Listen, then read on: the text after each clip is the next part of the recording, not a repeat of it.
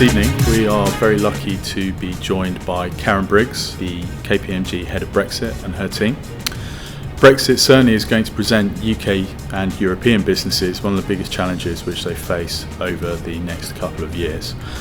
Whilst we don't expect there's going to be any clear answers today, what we do expect is that we'll at least get a steer on what we should be looking for, what we should be taking advantage of, and how businesses can progress over the next few years.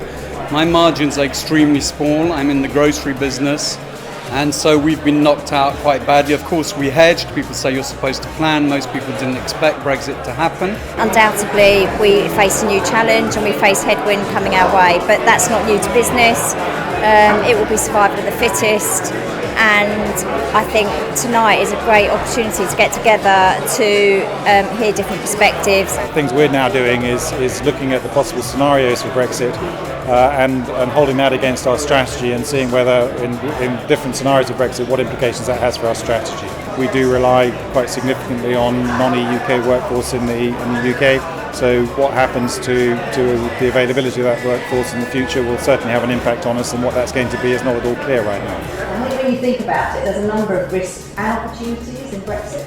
And I think it could really be an accelerator for the reform that needs to happen in our business, society and in the sector that we're talking about today. You know, some of these things that have been creeping and slow trends, they can have very fast and very rapid impacts. What I would say to all of you is that in the kind of business that you're in, you're very close to trends, you're very close to consumers, and you understand how fast things can shift, and that's really, really powerful. So actually the people in your businesses can be a huge asset to you in identifying some of this stuff before it happens, so do use them.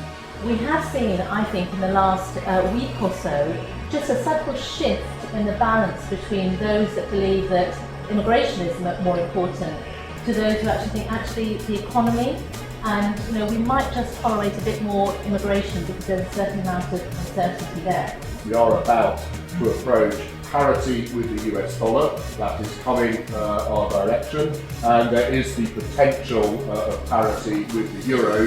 Before, an economist assured me of this last week, that the euro is probably also going to start nosediving next year when the euro debt crisis returns.